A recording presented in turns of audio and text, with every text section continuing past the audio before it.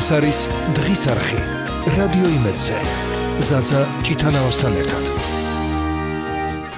დღემშვიდობისა ვაგრძელებთ რადიო იმედის დღის არხის ფორმატში მუშაობას სტუდიაში ჩვენ ისტორიკოს ნუკრი შოშიაშვილს მოსმენძლობთ გამარჯობა მოგესალმებით მადლობა სტუმრობისთვის ბატონ ნუკრისთან ერთად ვეცდებით გავაანალიზოთ მიმდინარე გლობალური პოლიტიკური პროცესები და მოვლენები და ამ ჭრილში თვალსახად და მკვეთრად სხვა მოცემულობას უკვე ქმნის ის დამოკიდებულება, რაც ტრამპის ახალი ადმინისტრაციიდან მომდინარეობს და ვამბობდი კიდევაც, რომ თითქოს რაღაცა ტრადიციული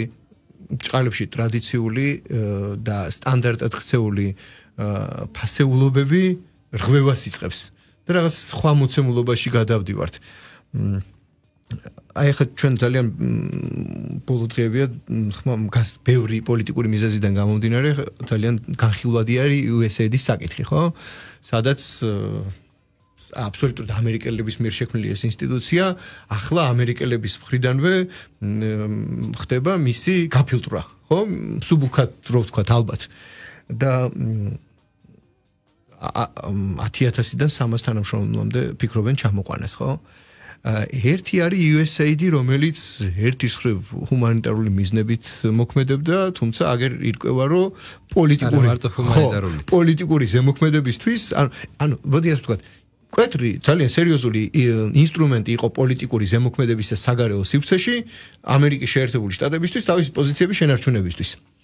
ალბათ. აქ საუბარია იმაზე, რომ იქ ვიღაცებმა, ინდივიდებმა სათავისოდ გამოყენება დაიწყეს და გადამეტებაზეა საუბარი. მაგრამ USAID, რომელიც ასეთი ღირებული ორგანიზაცია იყო და ხდება მისი, როგორ თქვა, მის მიმართ დამოკიდებულების დევალვაცია, ერთის მხრივ კარგი ეს გაიფილტრა, მაგრამ მეორეს მხრივ თითქოს ამერიკა ხომ რომელიც აუცილებლად ეცდება რომ დომინანტობა შეინარჩუნოს სოფლიო დონეზე ამას რომ ასე შეასუსტებს ინსტრუმენტსაც ხო კარგავს არა და მომავალში იდეაში თავისი პოზიციების შენარჩუნება ხო ჭირდება მე ახლა USAID მაგალითისთვის მომყავს რამდენი რამეა ასეთი რაზეც ახლა კრიტიკის ხარჯს შეატარებენ ამერიკელები და ეს ბოდიში ეს ის ტრამპია რომელიც ამბობს რომ მე უნდა დაუბრუნო დიდება ამერიკის შეერთებულ შტატებს.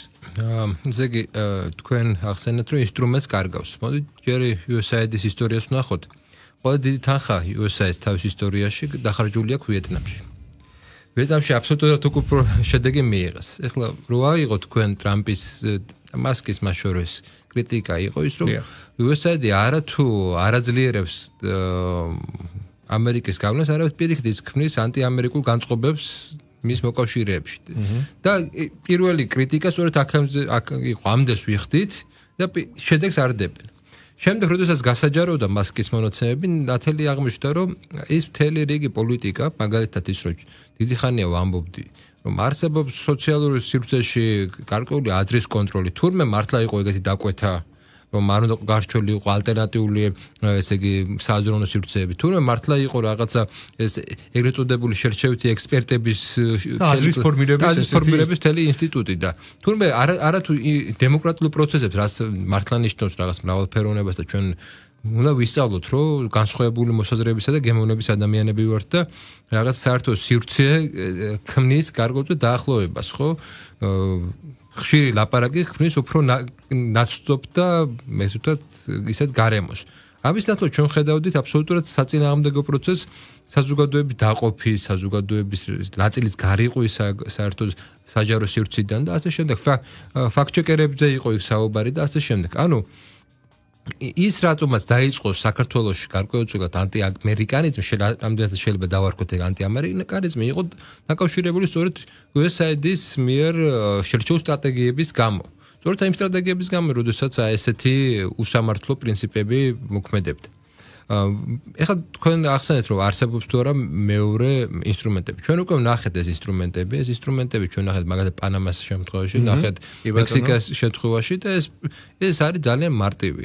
ეს არის პირდაპირი დიპლომატია, პირდაპირი ზეწოლა როდესაც ყოველგვარი შიდა ინსტრუმენტის, საზრონო, ესე იგი, საზოგადოების დაყოფის, манипуляციის გარეშე ის შეერთებული შტატები პირდაპირ იღებს რაც მას უნდა.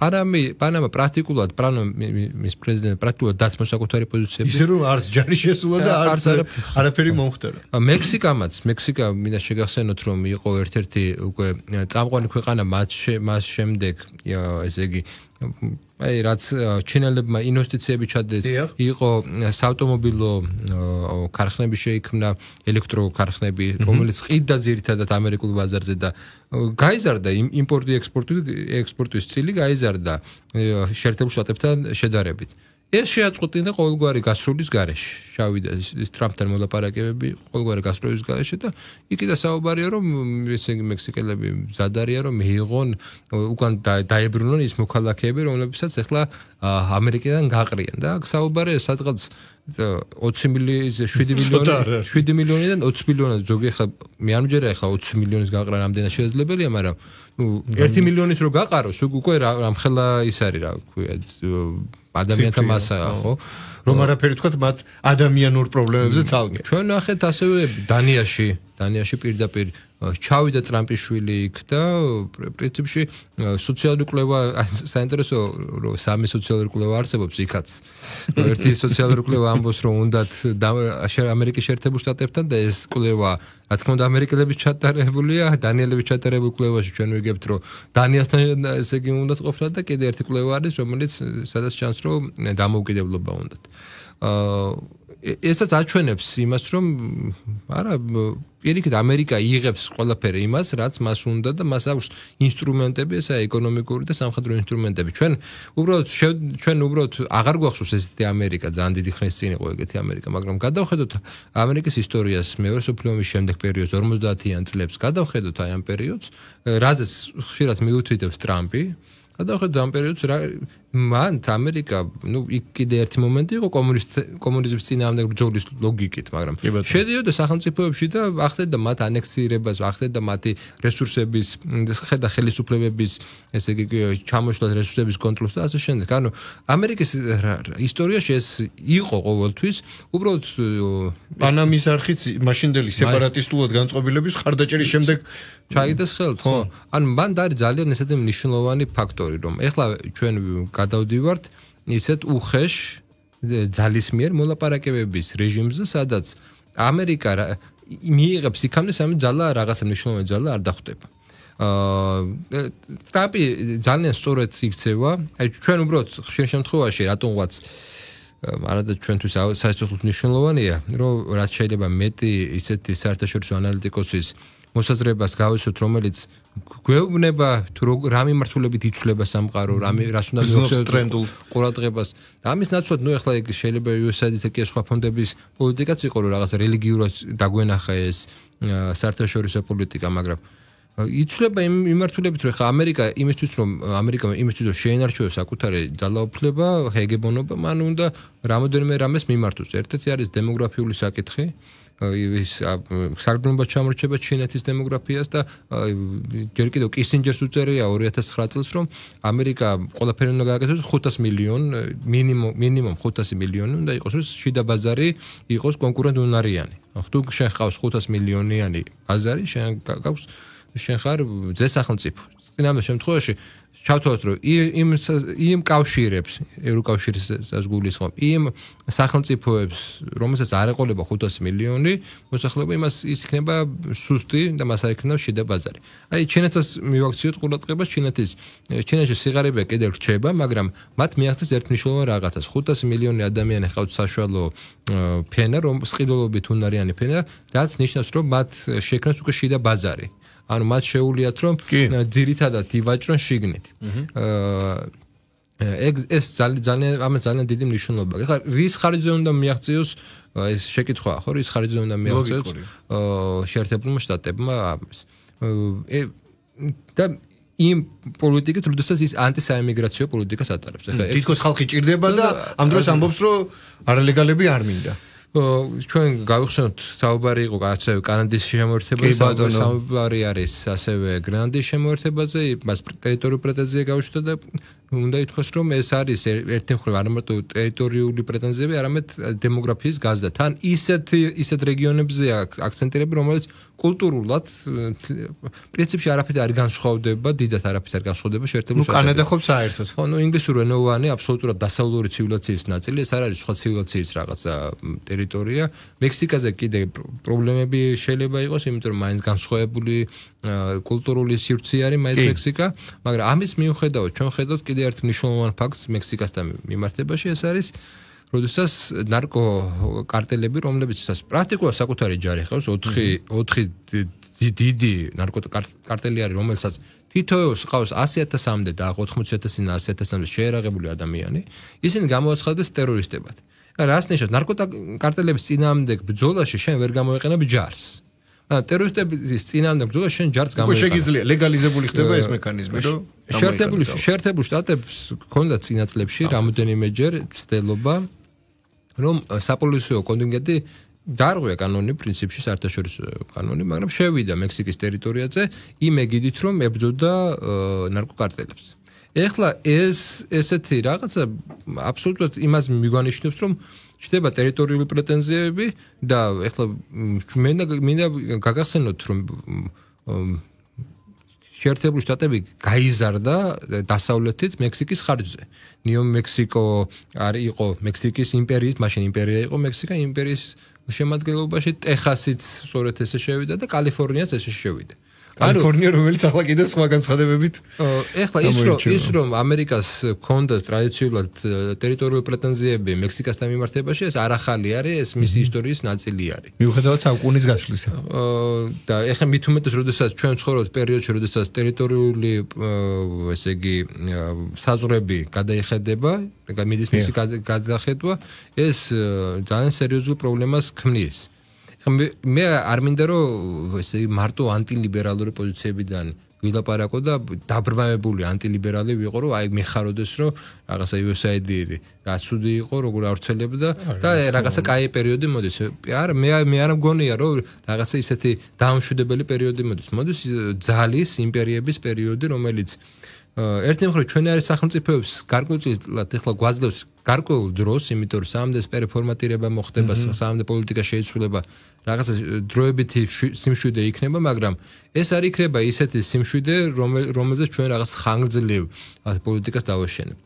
ეს იქნება სიმშვიდე, რომელიც მოითხოვს გარკვეულწილად ძალების მობილიზებას, იმიტომ რომ მომავალში, როდესაც შენთან ესე პირდაპირ მოვა შეერთებული შტატები და პირდაპირ რეალ პოლიტიკა მოგადგება კარზე, შენ უნდა გქონდეს მინიმუმ გარანტიები, რომ საკუთარ თავს რაღაცები დაეცვა, ან მინიმუმ იმაზე წარმოდგენა, რითი დათმობის რესურსი გაგაჩნია და რითი დათმობის რესურსი არ გაგაჩნია. აქედან გამომდინარე, ერთი მხრივ გასაგებია, რომ ადამიანებს უხარიათ ეს პროცესი, რომ მთელი რიგი ესე იგი ეს ანომალიები, რაც USAID-ის პროექტებთან იყო დაკავშირებული, მართლა სოციალური ანომალიები იყო, იმიტომ რომ არ შეიძლება დემოკრატიული საზოგადოება ეფუძნებოდეს უთანხმოებას. სხვათა შორის კვლევები იყო, რამდენიმე კვლევა არის ამაზე ჩატარებული, რომ იქ სადაც საზოგადოებაში 60%-ზე მეტი რაღაც ისეთი კვლევაა, 60%-ზე მეტი თუ უთანხმოების რეჟიმში ცხოვრობს საზოგადოება, იქ დემოკრატია ცუდად მუშაობს. დემოკრატია მუშაობს მაშინ, როდესაც საზოგადოების დიდი ნაწილში არის თანხმობის რეჟიმი. მეტნაც უმრავლესობაში. როდესაც რაღაცა მნიშვნელოვან ფუნდამენტურ საკითხებში საზოგადოების დიდი ნაწილი თანხმედრაში. აი, ესეთ რეჟიმში მუშაობს დემოკრატია. და არავითარ შემთხვევაში პირიქით. ხა, შეერთებული შტატების პრობლემაც ის იყო, რომ უთანხმოება 80-იან წლებიდან შედარებით თანამედროვეობაში 25-30% არის ჩამოვარდნილი, მათ შორის პარტიებს შორის როგორი იყო რიტორიკა გავიხსენოთ. სულ 10 წლის წინ გავიხსენოთ, ხო, ობამას პერიოდში როგორი იყო რიტორიკა პოლიტიკურ ოპონენტისადმი და ეხლა როგორი იყო საერთოდ სხვა სიბრტყეშია გადასული. შესაბამისად, ნდობა, ეს შესაბამისად სოციალური ესე იგი კონტრაქტი როგორც ესეთი, აღარ არის ისეთი მყარი როგორც იყო წლების წინ. და ამ უთანხმოებას რეალურად ეს USAID-ის პროექტები არცელებდა. სიამოვნებაში საქართველოში მოქმედებდა და არა მარტო საქართველოში უთანხმოების პოლიტიკა. და ჩვენ ხომ და ვიცოდით, ჩვენ გავიზარდეთ უკვე ამ უთანხმოებაზე და თითქოს ესე იგი ჩვენ ტვინებში არც კი წარმოგვიდგენია, რომ შეიძლება თანხმობის პოლიტიკა იყოს, მაგრამ ჩვენ მოგვიწევს თუ გინდა გადარჩენა პირველ რიგში ამიტომ ჩვენ მოგვიწევს რაღაცა ფუნდამენტურ საკითხებზე თანხმობა იმიტომ რომ არ შეიძლება შენ ესეთ ძიმე გეოპოლიტიკურ სიტუაციაში შენ არ გაყვე ხელისუფლებას და ყველა მის ნაბიჯებზე კონდეს ესეთი მძაფრი რეაქცია. თუ ესეთი მძაფრი რეაქცია გექნება, შენ უბრალოდ ვერ გაუძლებ აი ამ სიტუაციას. რაც უნდა არ მოგწევს. აი მაგალითად ხა რატომ არ მჯერა მე იმის მიუხედავად რომ აბსოლუტურად არ ვეთანხმები რუსეთის პოლიტიკას, რატომ არ მჯერა რუსეთში შიდა აფეთქების. იმის მიუხედავად რომ ჩვენ ნახეთ რომ 2 თუ 3 მილიონი ადამიანი ომის შემდეგ დატოვა რუსეთი, რუსული საზოგადოება მაინც მიყვება თავრობის პოლიტიკას და არ აქვს აი ეს შიდა დივერსიული მომენტები. და ეს აძლევს რუსულ ხელისუფლებას იმის საშუალებას, რომ ხანგრძლივი გეოპოლიტიკური პროცესი აწარმოოს. ეს ჩვენ ახლა როგორც ფაქტი ისე უნდა მივიღოთ. მე არ მაქვს შეფასება როგორც კაი და ცუდი. შესაბამისად ჩვენ უნდა გვესმოდეს ეს მას დიდ უპირატესობას აძლევს გეოსტრატეგიაში. ჩვენ უნდა გვესმოდეს რომ იქით რუსეთი, რომელსაც შენი ტერიტორიები აქვს დაკავებული, საზოგადოება იმ ხელისუფლებას უჭერს ხარს და არ შეუქმნის ყოველ შემთხვევაში ამ ხელისუფლებას ხანგრძლივ პოლიტიკაში პრობლემებს. და არ უნდა გქონდეს ჩვენ მოლოდინები იმის რომ მას შეექმნა პრობლემა. ამიტომ ჩვენც უნდა გქონდეს რაღაცა ხანგრძლივი სტრატეგიები, მათ შორის ჩვენ ტერიტორიებთან მიმართებაში, ჩვენ გეოპოლიტიკასთან მიმართებაში, რომელიც იქნება უცვლელი. კი შეიძლება ხელისუფლებები შეიცვალოს, მაგრამ ეს ამ სტრატეგიას უნდა მიიღოს საზოგადოება. არ შეიძლება ყველა რაღაცა ესეთი ცვლილებების დროს შენ არ მიყვე შენ ხელისუფლებას. მე არ ვამბობ რომ არაკრიტიკული, მე არ ვამბობ რომ არ იყო კრიტიკული მისთამი, მაგრამ შენ იყო რევოლუციურად განწყობილი ყველა მის ნაბიჯისადმი, ეს ქმნის პრეცედენტს, რომ უბრალოდ შენი პოლიტიკოსები შემთავრობა ვერ შეძლებენ ხანგრძლივი სტრატეგიების წარმოებას. ჩვენ და სახელმწიფოებს რა სჭირდება, ეს არის ერთადერთი რამ, რითიც შეგვიძლია გადარჩოს, ეს სტრატეგიული მოთმინების პოლიტიკა. აი ერთი მაგალითი მინდა უბრალოდ სტრატეგიული მოთმინების პოლიტიკით გავიხსენო ფინეთის მაგალითი. ფინეთმა რომელმაც ჯერ ომი აწარმოა საბჭოთა კავშირთან, შემდეგ უკვე პრაქტიკულად ისეთი ნეიტრალიტეტი შეინარჩუნეს, სადაც პრაქტიკულად პირველ პრეზიდენტი საბჭოთა კავშირის ხადასმით იყო არჩეული, ხმას არ იღებდნენ, არანაირი გაზეთებშიც კრიტიკა არ იყო საბჭოთა კავშირის განავითარეს ეკონომიკა, ვაჭრობდნენ ორივე ხარესთან, კაპიტალისტური სისტემა შექმნეს და როდესაც დადგა დრო, დღეს ნატოს წევრი ქვეყანაა ფინეთი, დღეს არის ის დაცული, ევროინტეგრაციის გზაზე არის და აი ამ სტრატეგიულმა მოთმინებამ საბოლოოდ მიაღწევინა ის, რაც მათ უნდოდა. თან ისეთი ფინეთი, რომელიც ჩვენგან განსხვავებით თვითონ ნატო ეუბნება რომ შემოდი ჩემთან. 70 წლის შემდეგ ფინეთმა ერთი ტყუის გასროლის გარეშე მიაღწია იმას, რაც მას უნდოდა. ჩვენც უნდა გვესმოდეს, რომ ჩვენი სტრატეგიული პრაგმატული სტრატეგიული მიდგომა. ჩვენ მხოლოდ შეგვიძლია აი ამ რაღაცა გეოპოლიტიკურ დიდი სახელმწიფოების ჩავარდნების დროს განმახორციელოს ჩვენი პოლიტიკა. ეხლა და ამ წამს შენ როდესაც აქ ყავს 1.5 მილიონი რუსული არმია, რომელიც უკვე გამოცდილია ნატოს შეერაღების წინააღმდეგ, ხო, ნატოს შეერაღებით აღჭურვილ უკრაინელებთან ომში და რომელსაც ეხლა შეიძლება ბევრი არ მოწონს, მაგრამ იყო ეს მუქარები, რუსეთისგან იყო მუქარები, არაერთი, ხო? რომ ამ პოზიციაზე შენ არ იყო ის ავანგარდში, ესე უნდა იყოს, შენ უნდა კონდეს შენ ესე იგი წარმოდგენა და აუცილებლად მე მჯერა რომ იქნება გორბაჩოვის პერიოდი და იქნება ელცინის დასაწყისის პერიოდი, როდესაც შენ მოგეცემა საშუალება რომ გადადგა უკვე ნაბიჯები. თუ შენ გექნება რაღაცა ხანგრძლივი სტრატეგიული მოთმინების პოლიტიკა. თქვენ ახლა ძალიან სწორ რამეს მიაქციათ ყურადღება, რომ იგივე საბჭოთა კავშირის გრევა, როდესაც მოხდა, მანამდე ხო ჩვენთან იყო დისიდენტური მოძრაობა, რაღაც შინაგანი შემზადება შეიძლება სრულ მოსახლეობაში არა, მაგრამ ეს შინაგანი ნიავი იგრძნობოდა და მე განივცო, ხო? და ჩვენ ამ ყველაფერს შევხედეთ უფრო მაინც ემოციურად. ისე რომ ხვალინდელ დღეზე არ გვიფიქრია წინასწარ და ფრაზა მარტო ბორჯომი გვაცხოვრებს უტრირებული კია, მაგრამ გასაგებია სულისკვეთებას გასაგებს ხდიდა და მე მახსოვს რაღაც ძველ მასალებში ბალტიისპირეთის ქვეყნების წარმომადგენლებს და არა მხოლოდ მათ სხვა ქვეყნებსაც კითხვა ჰქონდათ, კი, მაგრამ მე რა ვშვებით რომ დაიშლება, როგორ ცხოვრობთ? ანუ ერთი არის დამოუკიდებლობის ღირებულება და მეორე პრაგმატულად რას და როგორ იყენებ. ხო და ამ შემთხვევაში ჩვენ ისევ ემოციებზე ვიყავით და საბჭოთა კავშირის გრევის შემდეგ ჩინეთ რომ სისტემა არ შეგვინახია რომელზეც შეგვეძლო პირობითად თადარიგი დაგვეჭირა ჩვენ უბრალოდ ესე იგი უნდა ფინეთის წარმატების გზა იყო იმაში რომ ის ელექტროენერგიას ყიდულობდა იმ ფასად რა ფასადაც ბულგარეთი სოციალისტური ბულგარეთი ყიდულობდა საბჭოთა კავშირისგან იაფად ყიდულობდა ფინეთი იყენებდა იმის მიუხედავად ტერიტორიული პრეტენზიები ჰქონდა იყენებდა რუსულ ეკონომიკას და რუსულ ბუნებრივ რესურსებს თავის სასარგებლოდ მან განავითარა საკუთარი ეკონომიკა ჩვენ უბრალოდ აქ ერთი მომენტია გახსოვთ აი იგივე ახსენეთ ბორჯომი გადაგვარჩეს ხო ჩვენ ობიექტურად ავიღოთ ჩვენთვის ერთ-ერთი ყველაზე დიდი ბაზარი არის რუსეთი არა მარტო რუსეთი მაგრამ ყველაზე ნაკლებად შენ და მე თურქულ ბაზრისგან განსხვავებით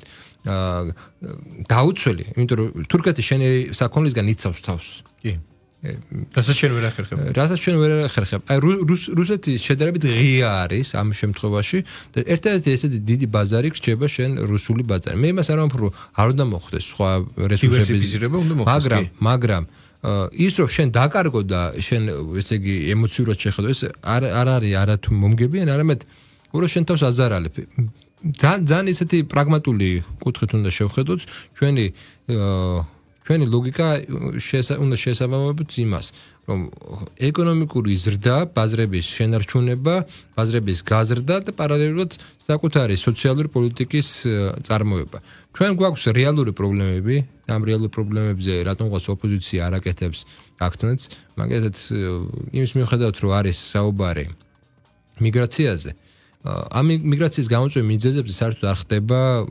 აქცენტირება, ხო? რატომ არ არის მაგალითად თუ კი ესე იგი მიგრაციის ამხელათაღი რატომ არ არის საუბარი ჩვენ მაგას საფინანსო სექტორის გარდაქმნაზე ან რაღაცა შეცვლაზე ან შეღავათებზე. რატომ არის რომ საბუნებრივი პოლიტიკის წარმოება მაგალითად ავიღოთ საჯარო მოხელე პირი, ხო? მისი ხელფასი დავითვალოთ, რა შეღავათები აქვს. აღმოჩნდა რომ საჯარო სამსახურში მოღვაწე ადამიანს არ შეუძლია საკუთარი რესურსებით იყიდოს დამოუკიდებელ ბინა, ანუ არ შექმნას ოჯახი. შესაბამისად ჩვენ ძალიან საინტერესო იმას ვაკვირდებით, რომ ძალიან ბევრი ადამიანი წავიდა არა დაუსაქმებელი, არამედ დასაქმებული. ემიგრაციაში წავიდა და იმიტომ რომ ამ დასაქმებულობის შემოსავალი არ იყო მისი მოთხოვნების შესაბამისი. იცით შეიძლება საქართველოს არ ქონდეს იმის საშუალება რომ იმაზე მეტი ხელფასი მისცეს რაც ვიდრე გერმანიამ და ალბათ კიდე დიდი ხნის განმავლობაში ამ საშუალება არ იქნება, მაგრამ ამის სანაცვლოდ საქართველოს შეუძლია მისცეს სოციალური გარანტიები. უმუშევრობისგან დაუცველობა, შენი შვილის განათლების უფასო განათლება და მთელი რიგი პაკეტები, სოციალური პაკეტების რომელიც იმის გარანტიას მაინც მადლობს, რომ კი თქვენ რომ მეუბნებით, რომ 10 წლის შემდეგ ეკონომიკა დაბრუნდა, ისე გაიზრდება ჩვენი ქვეყნის და მართლა იმედია ომი არ იქნება და გაიზრდება. მე ამ 10 წელიწადში მინდა ცხოვრება. აი კეინს უთხრას ერთხელ რომ თქვენი თეორია ხანგრძლივ ეკონომიკურ გათვლებითო არ არისო სოლიურად და ხანგრძლივ ეკონომიკურ პერსპექტივაში ყველანი გარდამკვდრები ვართ კეინსმა უპასუხა. ანუ შენ თუ იმ დროზე და გააკეთე აქცენტი განსჩორელი მომავალზე და მე რიცხოვრებ და ეხლა არ იქნება ესე არ გამოდის. არც ერთი ეკონომიკა ესე ვერ იმუშავებს. ამიტომ აქცენტი ესე საკითხებზე არ ხდება. ჩვენ და ეს ალბათ ხელისუფლების კრიტიკას ეხება, რომ იმისთვის რომ შენ აწარმოო ხანგრძლივი ესე მოთმინების პოლიტიკა, ხო შენ გჭირდება სოციალური პაკეტები. იმიტომ რომ შენ ადამიანები აქ უნდა დატოვო, აქ უნდა ყავდეს მიბმული ამ სისტემაზე და უნდა იყვნენ დაინტერესებული რომ ეს სისტემა გადარჩეს. და როდესაც ადამიანები მიბმულები არიან იმაზე რომ მისინი კარგ ცხოვრებას ხედავენ ემიგრაციით, მაშინ ისინი ხდებიან რევოლუციური და ამისთვის კიდე ცალკე სისხლსაც კი აიღებს, იმიტომ რომ რევოლუციური ძალა ხდება იმ სხვისი ქვეყნისთვის რეალურად რა, იმიტომ რომ იმ ქვეყნისთვის იმუშაობს და ყველანაირი ეკონომიკური ვაჭრობის დროს, როდესაც შენი ქვეყანა დაიწყებს გარკვეულწილად საკუთარ ეროვნულ ინტერესების დაცვას, ეროვნული ეკონომიკის დაცვას და მეორე ზეწოლის საშუალებად ექნება, რომ ან ვიზები გააუქმოს, ან სხვა საშუალებები გააუქმოს, ეს ადამიანი იქნება შენი სახელმწიფოს წინააღმდეგი. ამიტომ ნახეთ, არასდროს არანაირი სოციალური პოლიტიკა სუვერენიზაციის გარეშე, სუვერენიტეტის გარეშე. არასდროს არანაირი სუვერენიტეტი სოციალური პოლიტიკის გარეშე. აბსოლუტურად გეთანხმებით. მადლობა ანალიზისთვის. კიდე არაერთი თემის გაშლა მინდოდა, მაგრამ გვანიშნებენ რომ 2 წუთი დაგვრჩა და ეს არის ყველაზე ჩემი აზრით ფუნდამენტური საკითხი შემდეგი რაზე თქვენ ისაუბრეთ, რომ ჩვენ რო ავიღოთ ჩვენი ისტორიის განმავლობაში დამოუკიდებლობის შემდეგ ჩატარებული მიტინგი ხო რაღაც აქცია საპროტესტო პოლიტიკური ხო რაღაც ლოგიკით ტარდება. აი ამ ლოგიკათან ნუსხა რო ავიღოთ, ალბათ პირობითად 100 საპროტესტო გამოსვლიდან მხოლოდ 2 თუ იქნება სოციალური.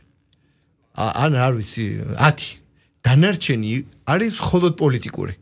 ანუ იმდენად გლობალური საკითხია, რომ რაზეც თქვენ თქვით დღევანდელი სოციალური უზრუნველყოფა, აი რაღაც სოციალურ საკითხზე არ გამოვა იმდენი ხალხი, რომელიც ყველას რეალურად დღეს ჭირდება, ვიდრე ზოგადად საკაცობრიო პოლიტიკურ საკითხზე უფრო გამოვლენ. იმიტომ რომ ჩვენთან არ არსებობს სოციალური, მოდი ესე ვთქვათ, კიბე.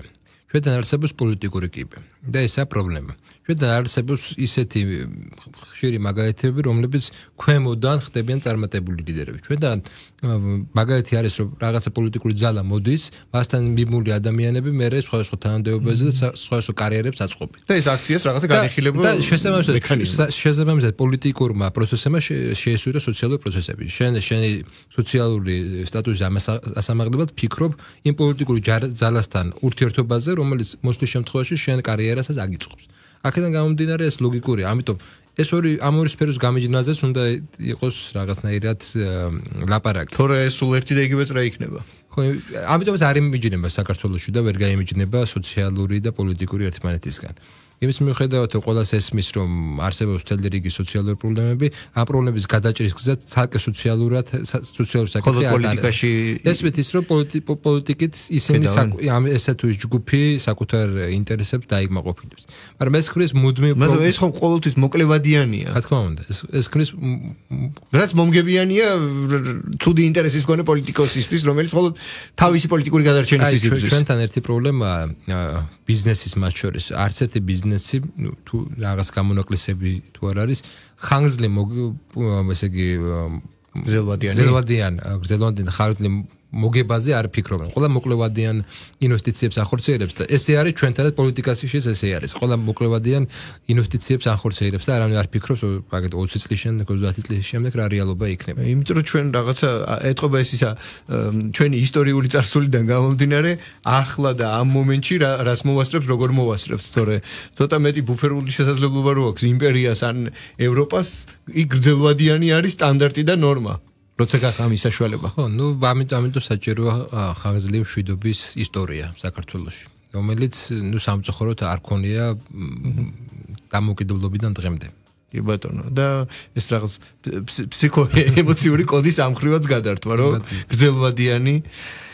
ხო, რთული ფსიქოპოლიტიკური პორტრეტია ერთგვარად, მაგრამ ამ ყველაფრის ნახვა და გაანალიზება ალბათ მნიშვნელოვანია და მით უმეტეს ის დიდი მართლაც მეორე მსოფლიო ომის მერე მართლაც ალბათ საოცარი რეკონსტრუქცია გეოპოლიტიკური მოხაზულობისა გლობალური ახლა მიმდინარეობს და შეიძლება ყველაფერთან ერთად ესეც გახდეს ისეთი საკითხების ინსპირატორი, რომელიც ან არ იყო ტრენდული, ან რომელზეც არ ეცალა ხოლმე საზოგადოებას რო ეფიქრა. მე მგონია რომ ის რაც მეორე მსოფლიო ომის შემდეგ მარშალის გეგმით კი ბატონო ევროპას ჰქონდა, ეხლა დიდი აბრეშუმის გზით კიდე შუადერეფანი აქვს იმის პოტენციალი, რომ ჩინეთში გადავიდეს? ეს სივრცე მე არ ვამბობ, რომ ჩინეთი უკვე ჰეგემონია რაღაც თვალსაზრისით. კი ბატონო. მე ვამბობ, რომ ის ევროპა, მეორე მსოფლიო ომის შემდეგი ევროპის ბედი შეიძლება გაიზიარონ შუადერეფრის ქვეყნებმა და შუადერეფრის ქვეყნებში ჩვენც ხვდებით. ამიტომ პოტენციალი გამდიდრების არის ეს ამ პოტენციალის გამოყენება უნდა, მაგრამ ამავე დროს სასაუბროა იმაზე, რომ ეხლა ის თუნდაც 9%-იანი ზრდა რო ქონდა, იმაზე არ იყო საუბარი, ეს 9%-იანი ზრდა საწავიდა. თუ კი უსამართლო ეკონომიკა გაქვს და სოციალური პაკეტები ისე არ გაქვს, არ ნაწილდება, ეკონომიკა ისევ იმ მცირე ჯგუფის ხელში რჩება. ამიტომ სოციალური პოლიტიკა და სიკეთეს ეკონომიკურს ყველა ვერ იგრძნობს. ყველა ვერ იგრძნობს და ჩვენ ვხედავთ რომ ეს 9% ვერ იგრძო ყველა. იმის მიხედვით რომ არის ობიექტურად ეს 9% ქალაქში ჩანს რომ არის ფული, მაგრამ ყველა ვერ იგრძნობს საკუთარ ჯიბეში ზე ამას. ეს უკვე სოციალურ-ეკონომიკური და დეტალიზაციის ნაწილია. საჭიროა დავფიქრდეთ რა ხარვეზები გვაქვს ჩვენ და ამაში ტრადიციულად ოპოზიცია იყო საჭირო და ოპოზიცია ამაზე არ საუბრობს. მადლობა თქვენ. თქვენ მოსვლისთვის და ამაზე საუბრისთვის. შეგახსენებთ ჩვენ ისტორიკოს ნუკლეი შოშიაშვილს მას მიზლობდით, მასთან დიალოგი აიტირთება რადიო ემდის Facebook გვერდზე. მადლობას მოგახსენებთ ის მისთვის რომ უსმენდით ერთმანეთს დროებით.